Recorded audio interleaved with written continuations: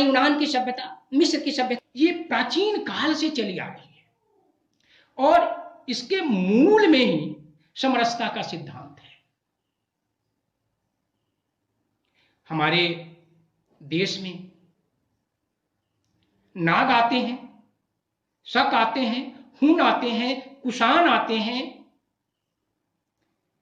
इस्लाम से जुड़े लोग मुस्लिम आते हैं, पठान आते हैं, तुर्क आते हैं, अंग्रेज भी आते हैं, पुर्तगाली आते हैं, सब आते हैं, पारसी आते हैं, और सब आकर के ये सारी जातियां जो आती हैं सब आकर मिल जाती हैं, आत्मसात हो जाता है इन सब का हमारी सभ्यता संस्कृति से। तो ये जो आत्मसात की प्रवृत्ति है ये हमारे मूल में है, क्योंकि हमारे पूर्वजों ने, हमारे ऋषि मुनियों ने, हमारे मनीषियों ने जो दृष्टि अपनाई वह दृष्टि थी सर्व खलु इदम ब्रह्म। वो पूरे जगत को ब्रह्ममय देखते हैं। जब वो पूरे जगत को ब्रह्ममय देखते हैं तो उनमें पराया का भाव ही नहीं आता। जब परायेपन का भाव नहीं आता है तो स्वाभाविक रूप से जो भी आएगा वो अपना लिया जाएगा। और ये जो आत्मसात होने की, आत्मसात करने की प्रवृत्ति हमारी रही है वही हमारी साझी विरासत के मूल में है। अब साझी विरासत की अगर हम बात करें तो हम व्यापक स्तर पर इसकी बात कर रहे हैं।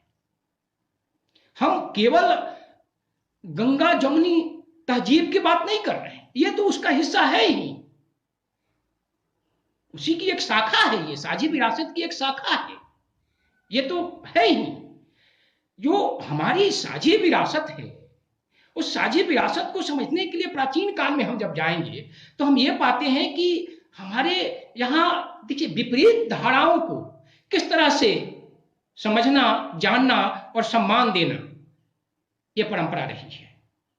अब इससे ज्यादा साझी विरासत की बात क्या हो सकती है कि हमारा जो दर्शन है, हम आस्तिक दर्शन में विश्वास करने वाले लोग हैं, आत्म दर्शन में विश्वास करने वाले लोग हैं, हम आत्मा मानते हैं, अनश्वर मानते हैं, अविनाशी मानते हैं, हम ब्रह्मास्मि कहते हैं। वहीं हमारे मनीषियों ने भौतिक दर्शन, शरीर को ही महत्व देने वाले चरवाक ऋषि के दर्शन को भी स्वीकारा और उनको ऋषि कह के सम्मानित किया। चरवाक ऋषि क्या कहते हैं?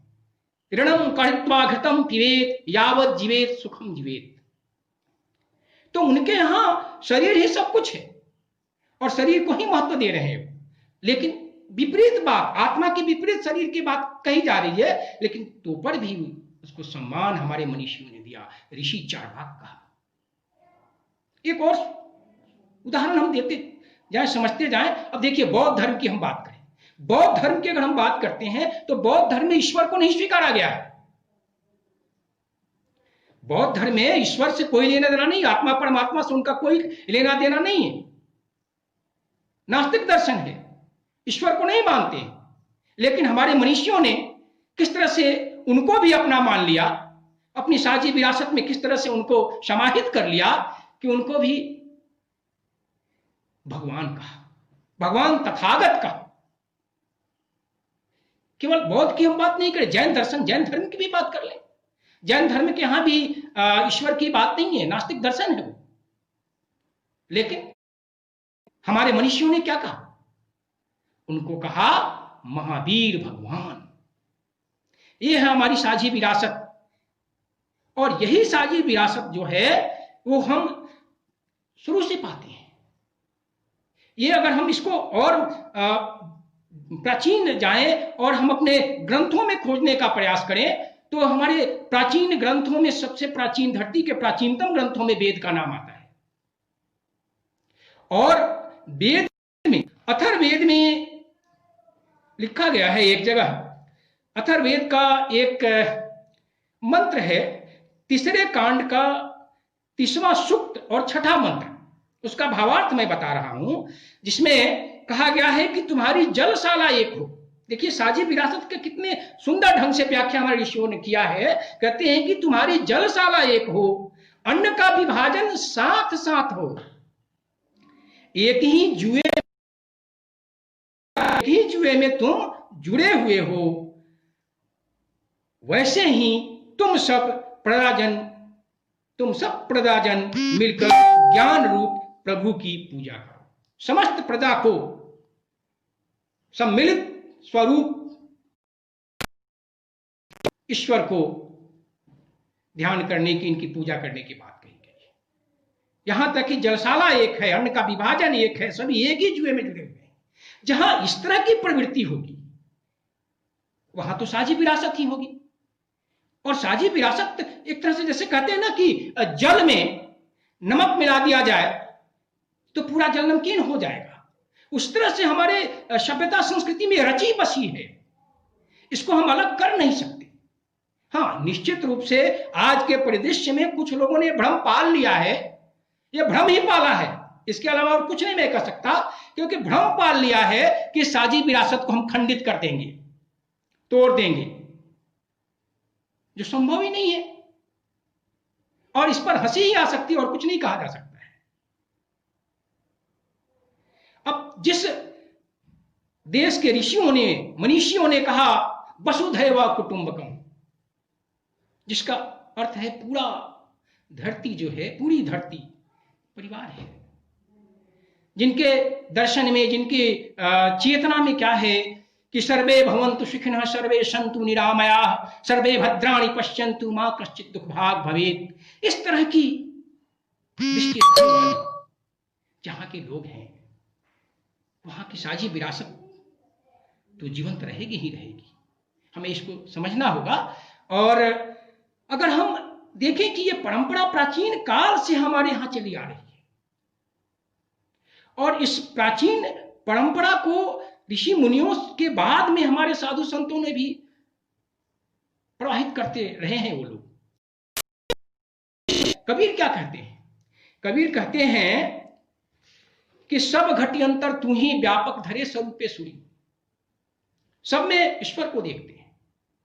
और वहीं गोस्वामी तुलसीदास जी क्या कहते हैं? कहते हैं कि सिया राम मैं सब जग जानी, करहूं प्रणाम जोरी जुग पानी। सिया राम मैं सब जग जानी, करहूं प्रणाम जोरी जुग पानी। तो ये धारणा है। वहीं प्रेम मार्गी सूफी संत जायसी कहते हैं, अब उनके यहां मानुष प्रेम भयो बैकुंठी, नाहित का छार भई उठी। मानुष प्रेम का महत्व देखिए और किस तरह से पूरी कायनात में उस दिव्य ज्योति को देखते हैं। कहते हैं नयन जो देखा कमल भा, निर्मल नीर शरीर, हसत जो देखा हंस भा, दसन ज्योति नगहीर। ऐसे हमारे यहाँ के संतों ने अपनी बात को रखा है। और अगर हम गुरु नानक के देखें तो गुरु नानक क्या कहते हैं? एक नूर से सब जग उपजा, कौन खड़ा कौन मंदा। तो इस तरह की दृष्टि हमारे मनीषियों में रही है और यही कारण है कि भी अपनी सभ्यता संस्कृति को बचाए हुए हैं और यही हमारी खूबसूरती है। ये जो विविधता है, ये जो साझी विरासत जो हम संजो करके रखे हुए, यही तो हमारी महानता है। ये विविधता हमारी खूबसूरती है और इसी के लिए हम जाने जाते हैं पूरे विश्व में। इस साझी विरासत को बचा करके रखना है और हम आशा करते हैं कि ये बची रहेगी। हाँ, निश्चित रूप से हमें लग रहा है कि कुछ लोग इसको तोड़ने का प्रयास कर रहे हैं, लेकिन ये संभव नहीं है। बहुत सारे सम्राट आए, अलग अलग धर्म से जुड़े हुए लोग आए, लेकिन कोई ऐसा कर नहीं पाया, तो आगे भी ये संभव नहीं होगा। तो आगे फिर चलें विषय की तरफ, और विषय है सिनेमा और साझी विरासत। तो हम अब सिनेमा की बात करते हैं और जिस तरह से हम साझी विरासत की जब हम बात करते हैं तो व्यापक परिप्रेक्ष्य में इसको हम देखते हैं। हम केवल गंगा जमुनी तहजीब के अंतर्गत इसको नहीं देखते। साझी विरासत जो है वो बड़े व्यापक अर्थ में हमारे यहाँ है। हमारे यहाँ खान पान, रहन सहन, पहनावा ओढ़ावा, साहित्य, संगीत, कला, फिल्म, जिस क्षेत्र की आप बात करें साझी विरासत तक पाते हैं। खान पान की हम बात कर लें, हमारे यहां विभिन्न जातियां आई और उनके खान पान भी हम अपनाते चले गए। आज हम पुलाव खाते हैं, बिरयानी खाते हैं, विभिन्न प्रकार के पकवान खाते हैं, तो ये हमारी साझी विरासत का ही हिस्सा तो है। पहनावा की हम बात करें, हमारे यहाँ धर्म के आधार पर कुछ दिन पहले किसी नेता ने कहा था कि पहनावा जो है एक धार्मिक आधार बन सकता है, तो उन महान नेता को कौन समझाए कि हमारे यहाँ पहनावा ऐसा नहीं है कि पहनावा का आधार बना करके आप धर्म की बात कर लेंगे। मैं जिस प्रदेश से हूं, मैं मूलतः बिहार का हूं, और बिहार में आज भी बहुत सारे मुस्लिम धोती पहनते हैं। तो क्या वो मुस्लिम नहीं है? यहां मुस्लिम और हिंदू की बात होती नहीं है, क्योंकि हम उस विरासत को पालते हैं, उस संस्कृति में जीते हैं जो साझी विरासत की संस्कृति है। यहां तक कि कहते हैं कि इस्लाम में बुत की पूजा नहीं की जाती है, केवल ईश्वर की पूजा की जाती है। लेकिन अगर आप बिहार में जाएंगे तो बहुत सारे ऐसे मुस्लिम मिलेंगे जो भगवान सूर्य की पूजा करते हैं, छठ की पूजा करते हैं, छठ पूजा करते हैं। तो ये हमारा पहनावा है। इसी तरह से हम साहित्य की बात करें तो साहित्य तो बिल्कुल, अगर साहित्य की हम बात करेंगे तो बहुत सारे सत्र की आवश्यकता होगी इसको व्याख्यायित करने के लिए। कला की बात करें, संगीत की बात करें, मतलब जहां भी हम देखेंगे साझी विरासत हम पाते हैं। और ये गंगा जमुनी तहजीब जो है ये तो हमारी साझी विरासत का एक हिस्सा है, और हम इसको कायम किए हुए हैं। और ये कायम किए हुए क्या कि हमारे रग रग में बसी हुई है, ये कायम नहीं, ये तो होगा ही होगा। तो ये चीज हमारी है। और इसके पहले हमारे बहुत सारे वक्ताओं ने बात की थी साझी विरासत पे, लेकिन उन्होंने गंगा जमुनी तहजीब पर ज्यादा जोर दिया था। निश्चित रूप से गंगा जमुनी तहजीब जो है महत्वपूर्ण है, उस पर बात होनी चाहिए और होती भी और होगी भी। लेकिन साझी विरासत का केवल यही एक परिप्रेक्ष्य नहीं है, इसका आयाम व्यापक है। हम व्यापक स्वरूप में इसको देखें। तो आइए अब थोड़ा सा फिल्म की हम बात करें। हम बात करते हैं फिर सिनेमा। तो सिनेमा के परिदृश्य में भी हमें व्यापक दृष्टि से विचार करना होगा। केवल सिनेमा में हिंदू मुस्लिम सौहार्द की बात, सांप्रदायिक एकता की बात है, अच्छी बात है, ये बात तो होगी ही होगी, होनी ही चाहिए और होगी भी। लेकिन हमें यह जानना होगा कि केवल ये हिंदू मुस्लिम एकता, गंगा जमुनी तहजीब की बात ही फिल्म में नहीं है। फिल्म तो साझी विरासत का जीता जागता उदाहरण है।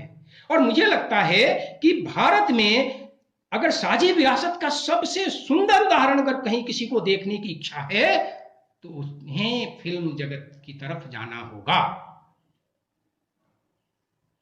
अब फिल्म की हम बात करें तो भारत में फिल्म की शुरुआत होती है सन 1913 से।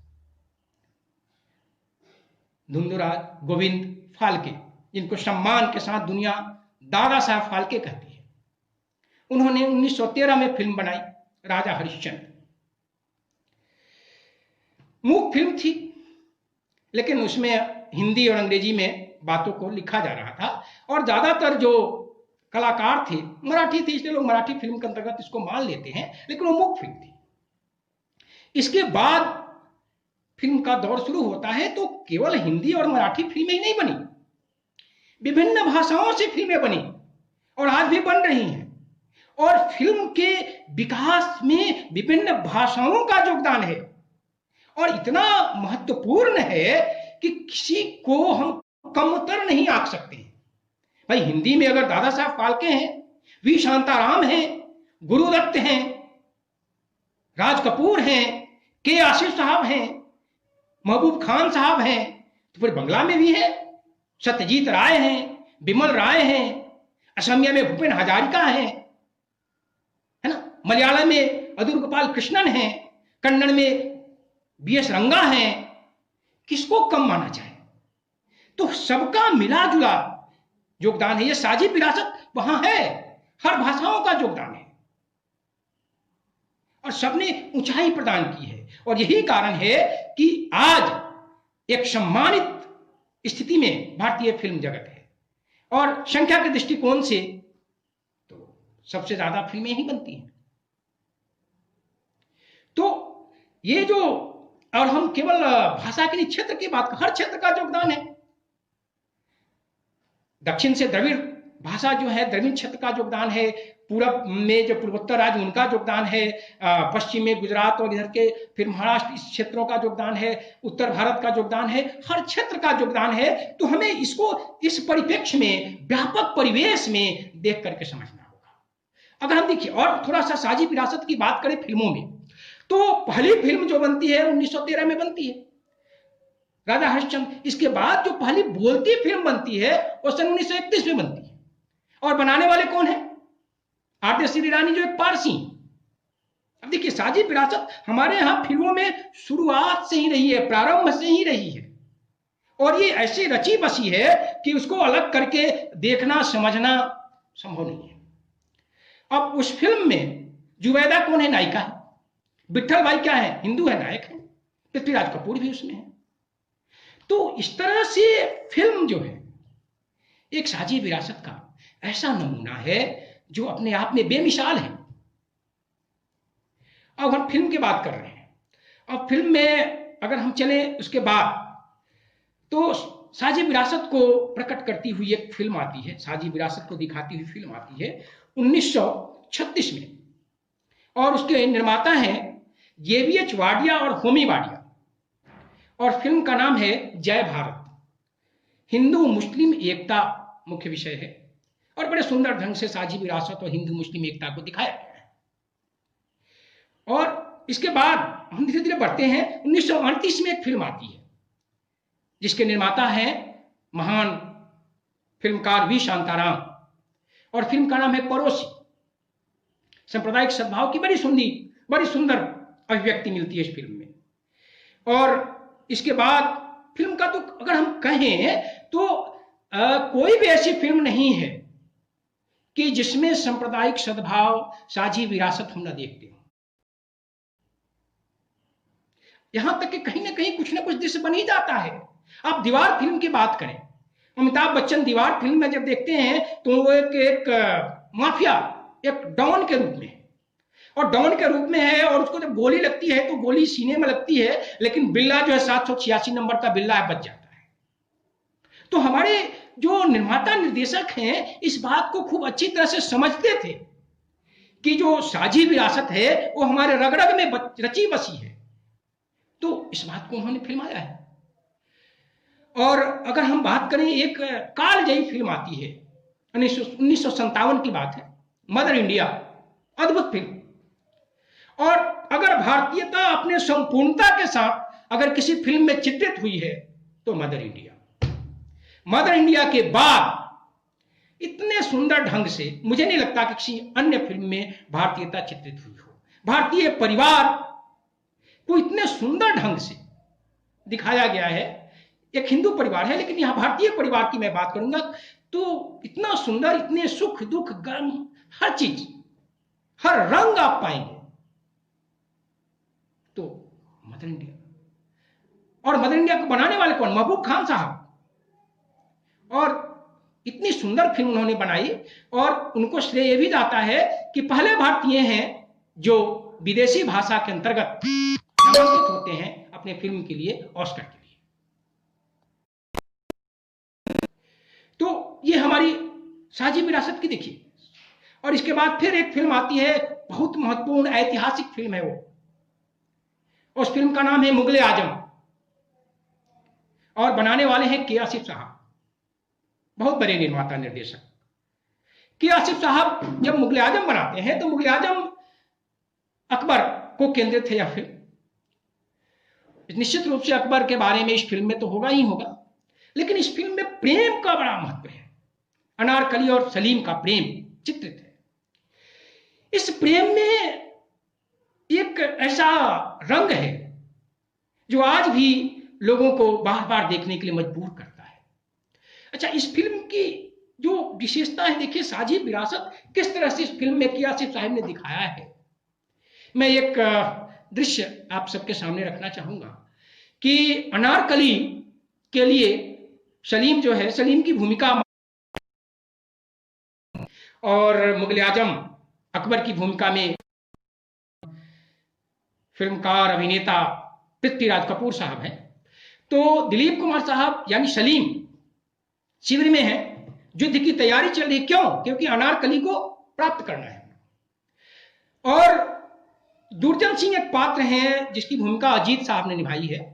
तो दुर्जन सिंह सलीम का मित्र है और वो कहता है कि मैं अनारकली को लेकर आऊंगा, और दुर्जन सिंह गया हुआ है अनारकली को लाने के लिए, और यहां इंतजार कर रहे हैं सलीम। और जब दुर्जन सिंह आता है वहां से तो खून से लथपथ है, और जब देखते हैं सलीम तो सलीम कहते हैं कि क्या राजपूत वचन हार गया? तो दुर्जन सिंह कहता है राजपूत वचन नहीं जान हारता है। कहने का तात्पर्य यह है कि के आसिफ साहब ये समझते थे कि यह हमारी साझी विरासत है, यहां सब बराबर हैं, अगर मुगल वीर हैं तो राजपूत भी वीर हैं। दोनों की वीरता को दिखाया उन्होंने, किसी को कम करके दिखाने की प्रवृत्ति फिल्म में नहीं रही है, सबको समान देखने की प्रवृत्ति रही है। यह है साझी विरासत। यह हमारे निर्माता निर्देशकों के मन में बसा हुआ था। अब साझी विरासत की अगर हम बात करें तो आप बहुत सारी फिल्में हैं, बहुत सारी फिल्में हैं, लेकिन मैं 3-4 फिल्मों को ही लेकर के आपसे बात कर पाऊंगा क्योंकि समय कम होगा, समय इतना नहीं होगा कि हम ज्यादा बात कर पाए। एक फिल्म मुझे याद आती है, फिल्म का नाम है धूल का फूल। फिल्म बनी थी सन 1959 में, और इस फिल्म के निर्माता थे B.R. चोपड़ा, बलदेव राज चोपड़ा, और उनके छोटे भाई यश चोपड़ा ने पहली बार निर्देशक का काम संभाला था इस फिल्म में। और यह फिल्म मुख्य रूप से संतान की वैधता पर प्रश्न उठाता है, वैधता पे प्रश्न उठाता है, अवैध संतान का प्रश्न है इसमें।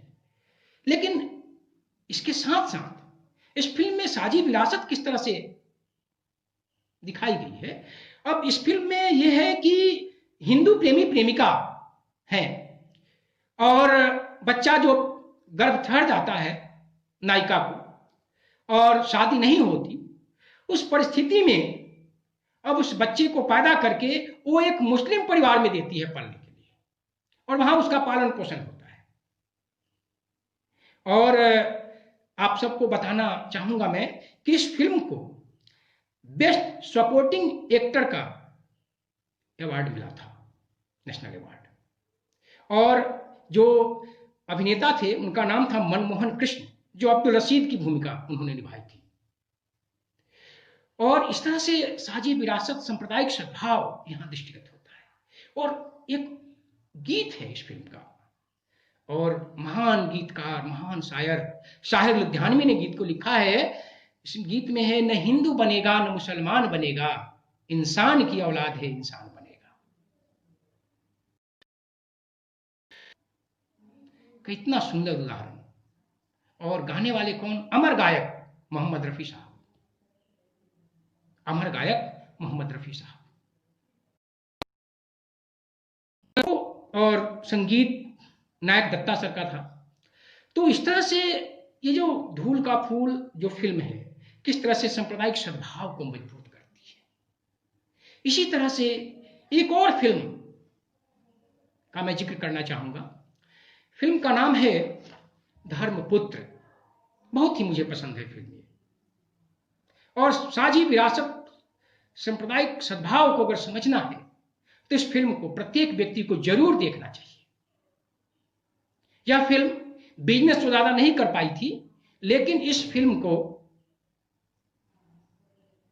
नेशनल अवार्ड मिला था बेस्ट फिल्म का। सन 1961 में बनी थी फिल्म, और आपको बताते हुए मुझे खुशी हो रही है कि इस फिल्म का आधार उपन्यास था, और धर्मपुत्र नाम का ही उपन्यास था, और उसके रचयिता थे महान साहित्यकार आचार्य चतुरसेन। आचार्य चतुरसेन के उपन्यास पर यह फिल्म बनी थी। और इस शासन काल का नवाब बदरुद्दीन और गुलशन राय दोनों साथ साथ रहते हैं और दोनों में घनिष्ठता है, इतनी घनिष्ठता है कि दो परिवार न के एक परिवार लगते हैं। यहां तक कि जब गुलशन राय मर जाते हैं, अमृत राय जो उनका बेटा है, उसके पढ़ाई का खर्च नवाब साहब उठाते हैं, नवाब बदरुद्दीन। घटना ऐसी घटती है कि नवाब बदरुद्दीन की जो बेटी है हुस्न बानो, माला सिन्हा उसकी भूमिका में है, हुस्न बानो गर्भवती हो जाती है अपने प्रेमी से, और प्रेमी हमीद है वो छोड़ करके भाग जाता है हुस्न बानो को। अब इस परिस्थिति में नवाब साहब बड़े विकट स्थिति में है, क्या करें। तो अपने मित्र के बेटे के पास जाते हैं, जो उनका बेटा ही है, क्योंकि पालन पोषण में उनका भी योगदान था, डॉक्टर बनाने में उनका बहुत महत्वपूर्ण योगदान था।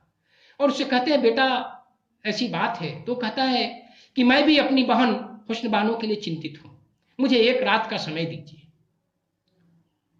और वो सोचता है, विचारता है और फिर कहता है कि ये बच्चा मेरे यहां पलेगा। और इस तरह से मुस्लिम संतान हिंदू परिवार में पलने लगता है और उसका नाम रखते हैं लोग दिलीप राय।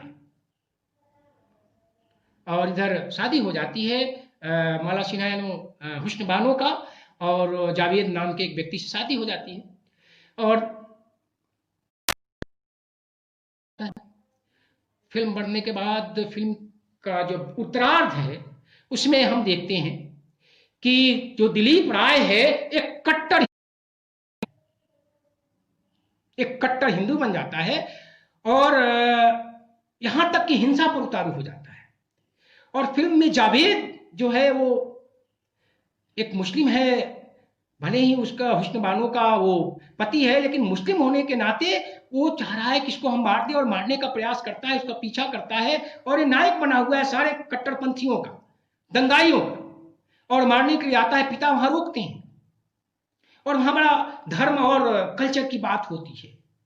वहां शशि कपूर जो है दिलीप राय बने हुए हैं, तो शशि कपूर कहते हैं कि वो हमारे धर्म का नहीं है और उसको हम या तो यहां से चला जाए या हम उसको मार देंगे।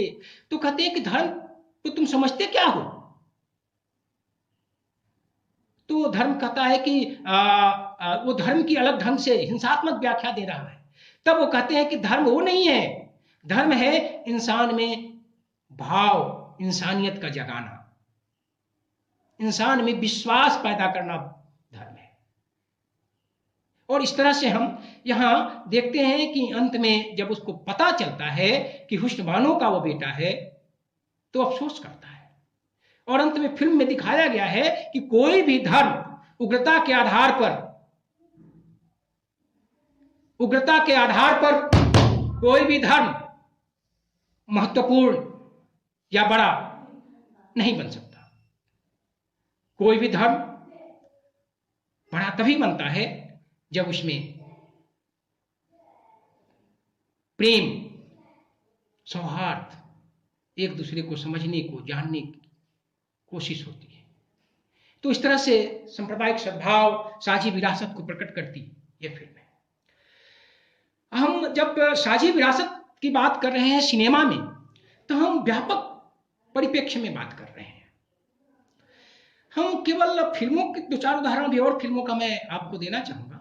इससे पहले मैं आपको बता दूं कि अगर हम गीतकार की बात करें, गीतकार भी अगर हमारे यहाँ शैलेंद्र हैं, जीएस नेपाली हैं, तो साहिल साहब हैं, मजरूह साहब हैं, मजरूह सुल्तानपुरी हैं। इसी तरह संगीतकार की बात करें, रवि हैं, श्री रामचंद्र हैं, मदन मोहन हैं, तो महान संगीतकार नौशाद भी। तो ये जो हमारी जो फिल्मों की जो विरासत है, जो फिल्मों में जो हम पाते हैं ना, इस तरह से साझी विरासत है कि हम हर क्षेत्र में, चाहे वो पटकथा की बात कर लें, चाहे हम फिल्म निर्देशन की बात कर लें, चाहे हम किसी भी अर्थ में बात करें, संगीत की बात करें, हर जगह। अब हम थोड़ा सा फिल्म का ही एक रूप है डॉक्यूमेंट्री फिल्म। डॉक्यूमेंट्री फिल्म की बात करते हैं। डॉक्यूमेंट्री फिल्म में एक डॉक्यूमेंट्री फिल्म 2019 में आई है, जिसके निर्माता हैं पंकज पराशर, पत्रकार हैं, और इस डॉक्यूमेंट्री फिल्म का नाम है द ब्रदरहुड। इस डॉक्यूमेंट्री फिल्म का नाम है द ब्रदरहुड। इस डॉक्यूमेंट्री फिल्म में, इस फिल्म का निर्माण उन्होंने नोएडा प्रेस क्लब के सहयोग से किया है, ग्रेटर नोएडा प्रेस क्लब के सहयोग से किया है। और इस फिल्म में 2 गांवों को, घोरी बछेरा और तिल बेगमपुर, और ये दोनों गांव के जो निवासी हैं एक ही मां बाप के संतान हैं। घोरी बछेरा के जो हिंदू हैं, भाटी हिंदू बोलते हैं अपने को, और वो भाटी उनके गोत्र हैं। और तिल बेगमपुर के जो मुसलमान हैं वो भी भाटी गोत्र के हैं, मुसलमान हैं लेकिन भाटी गोत्र के हैं, और दोनों अपने आप को एक ही गोत्र का मानते हैं। घोरी बछेरा गांव वाले हिंदू जो हैं तिल बेगमपुर के मुसलमानों का अपना बड़ा भाई मानते हैं। उनके यहां कोई भी शादी विवाह, रस्मों रिवाज, कोई भी झगड़ा या पर पंचायत कुछ भी हो, उनको बुलाया जाता है और उनकी बातों को स्वीकारा जाता है। तो जब हम ये बात कहते हैं, जब वो ये कहते हैं कि हम एक ही गोत्र के हैं, तो हमें निश्चित रूप से यह जान लेना होगा कि हमारे यहां जो भी, चाहे मुस्लिम हो या अन्य धर्म से जुड़े हुए लोग हो, उसमें बहुत सारे ऐसे होंगे जो एक ही गोत्र के होंगे। बहुत सारे क्या, बहुत मुझे लगता है कि 90% तक ऐसी स्थिति होगी। हाँ, ऐसी परिस्थितियां बनी, उन्होंने तो धर्म को स्वीकार कर लिया, और ये तो हमारी साझी विरासत का हिस्सा है। जब हम हिंदू धर्म की बात करते हैं, ईसा से 500-600 वर्ष पहले तो हमारे यहां तो बौद्ध धर्म भी था, जैन धर्म भी था। ऐसा तो है नहीं कि अलग धर्म वाली बात हमारे यहां पहली बार हुई है। तो यह बात हमें समझना होगा। और एक और सुंदर बात देखिए, इस फिल्म में, डॉक्यूमेंट्री में आप देखेंगे कि 2 अप्रैल 2016 का एक दृश्य फिल्म में, डॉक्यूमेंट्री फिल्म में दर्शाया गया है कि खरेली गांव है उसके पास में, उसमें एक मस्जिद की नींव ब्राह्मणों द्वारा मंत्रोच्चार के साथ किया गया है। जब इस तरह की बात मैंने इस डॉक्यूमेंट्री में जब मैंने देखा, तो मुझे आश्चर्य नहीं हुआ। मुझे इसलिए आश्चर्य नहीं हुआ क्योंकि मैं जिस क्षेत्र से हूं, जिस गांव से हूं, जिस राज्य से हूं, वहां ये बातें सामान्य हैं। हमारे गांव में, हमारे मोहल्ले में भगवती का मंदिर है, मूर्ति रखी जाती है। 7 बहनें, माताएं जो कहती जाती है ना, 7 बहनें, उनकी मूर्तियां रखी जाती हैं। और उन मूर्तियों के लिए जो मंदिर, चंदा किसने दिया? हमारे गांव के मुसलमान भाइयों ने। ईंट किसने दी?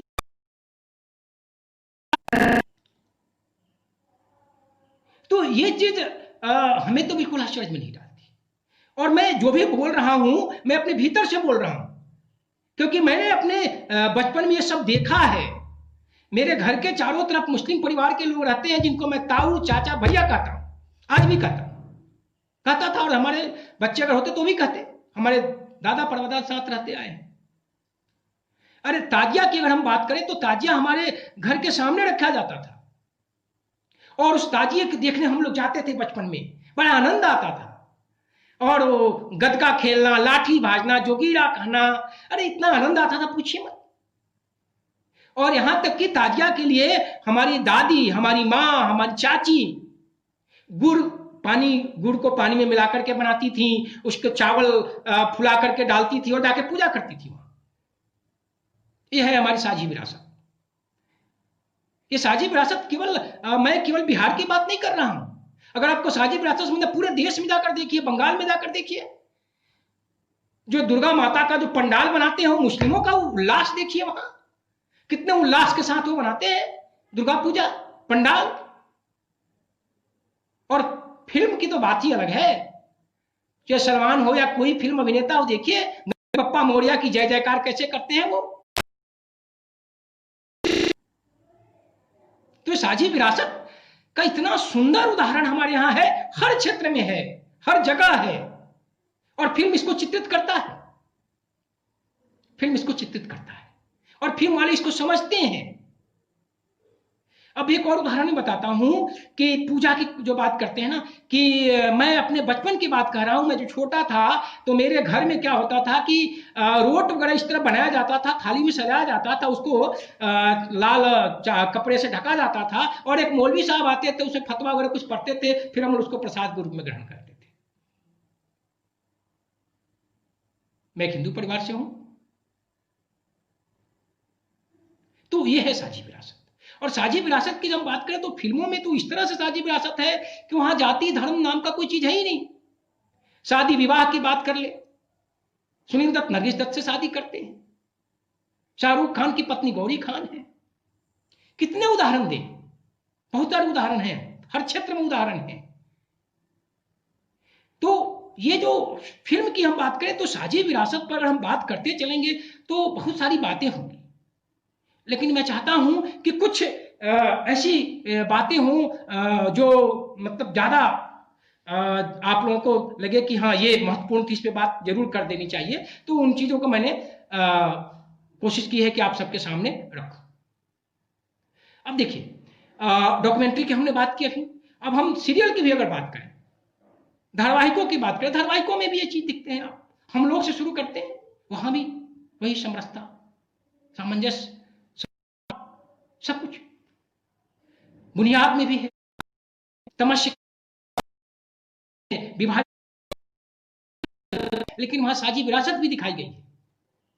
तो ये चीज जो हमारे यहां है, इस तरह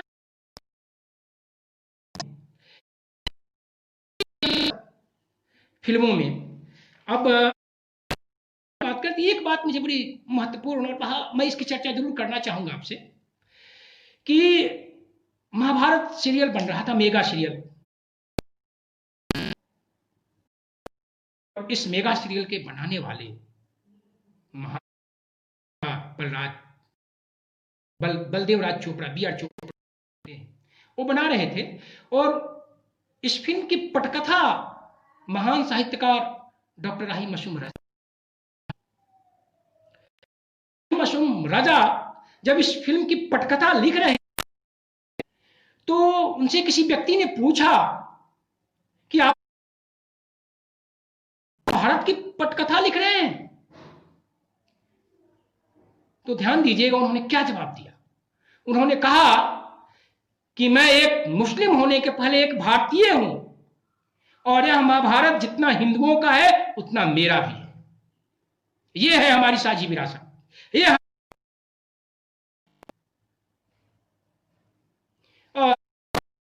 पिंजर, बहुत सारी बातें हैं, पिंजर है, दगदर प्रेम कथा है, ये 10 टू पाकिस्तान है, बहुत सारी फिल्में हैं जिन पे बात की जा सकती है, और लेकिन समय को ध्यान में रखना पड़ता है। तो फिल्म है, इसमें किस तरह से साझी विरासत है, इसको हमें जानना है, तो इन फिल्मों को तो देखना ही है, और इनके पारिवारिक जीवन, इनके सामाजिक जीवन, इनका जो स्वरूप है, इनको भी हमें देखना होगा। किस तरह से फिल्मों की दुनिया में इस तरह का कुछ भी है, सब भारतीय हो जाते हैं। एक तरफ मैं जाना चाहूंगा, देखिए भारत की फिल्मों में, और देखिए भारत का ही हिस्सा पाकिस्तान है, लेकिन वो साझी विरासत पाकिस्तान सजो नहीं सका जो भारत ने सजोया है।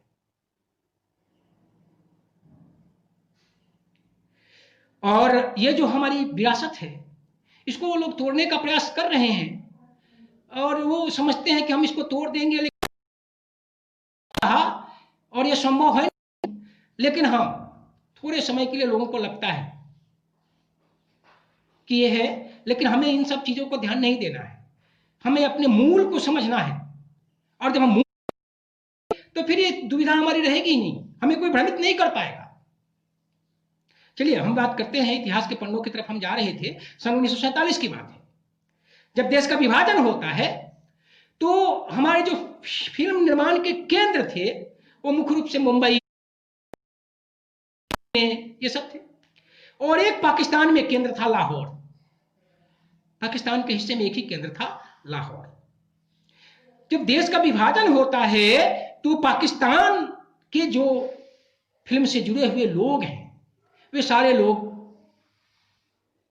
भारत आ जाते हैं, करीब करीब सब आ जाते हैं। और मैं आपको बताना चाहूंगा कि वहां पर 2 मुख्य स्टूडियो थे और दोनों स्टूडियो के मालिक हिंदू थे।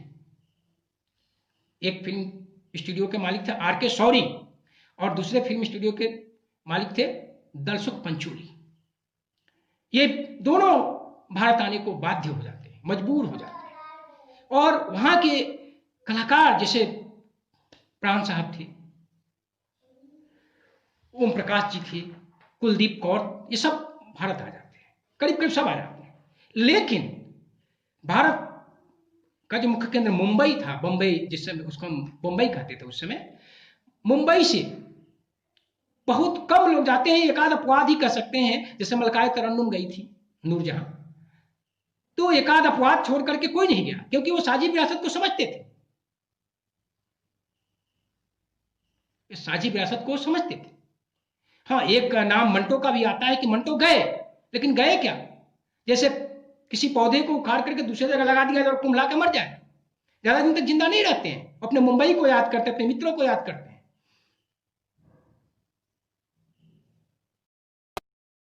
रग रग में थी, खोल दी जैसे महान कहानी लिखने वाले तो टेक सिंह जैसी कहानी लिखने, महान साहित्यकार। तो ये जो रग रग में रची बसी है मित्रों, लोग चाह रहे हैं कि हम इसको तोड़ देंगे, वो इस भ्रम को न पालें तो बेहतर है, क्योंकि ये टूटने की चीज नहीं है। और हम इस बात, यही उद्देश्य था इस श्रृंखला का। तो आइए अब हम अपनी बात को समाप्त करें। इससे पहले मैं एक कविता आप सबको सुनाना चाहूंगा, और वह कविता है कुंवर नारायण जी की, और उस कविता का शीर्षक है नफरत करने की तमीज न होना। नफरत करने की तमीज न होना, क्योंकि भारत के लोग प्रेम करना जानते हैं। यहां की सभ्यता संस्कृति प्रेम सिखाती है, नफरत तो कभी संस्कृति में रहा ही नहीं। तो देखिए, बड़ी प्यारी कविता है। लिखते हैं, एक अजीब से मुश्किल में हूं इन दिनों,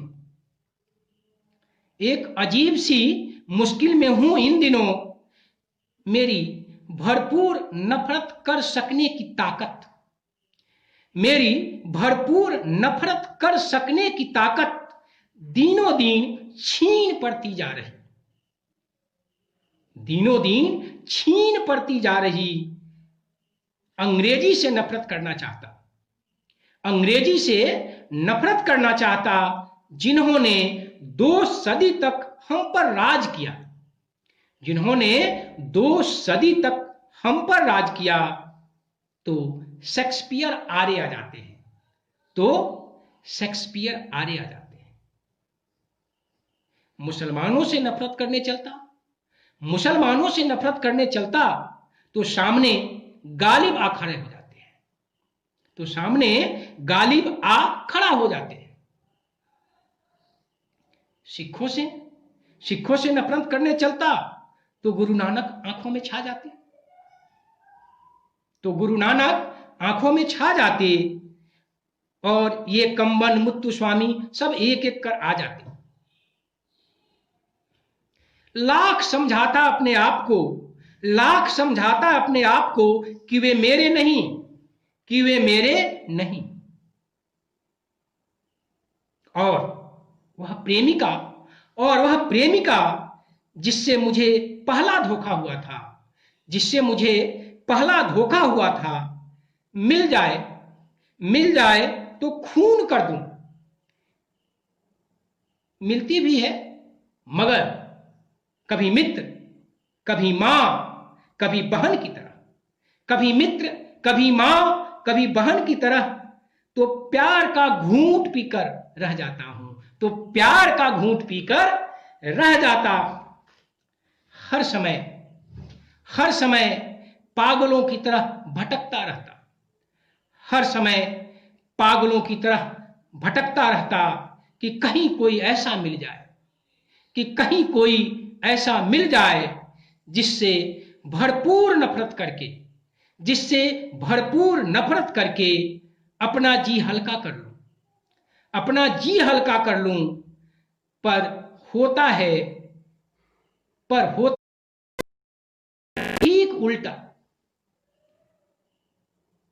कोई न कोई, कहीं न कहीं, कभी न कभी, कोई न कोई, कहीं न कहीं, कभी न कभी ऐसा मिल जाता जिसे, जिससे प्यार किए बिना रह ही नहीं पाता, जिससे बिना रह ही नहीं पाता। दिनों दिन मेरा यह प्रेम रोग बढ़ता ही जा रहा, बढ़ता ही जा रहा, बढ़ता ही जा रहा। तो प्रेम हमारी संस्कृति है, और इसी प्रेम के बल पर हम अपनी सभ्यता और संस्कृति को बचाए हुए हैं, अपनी साझी विरासत को बचाए हुए हैं। अनेकता में एकता हमारी खूबसूरती है।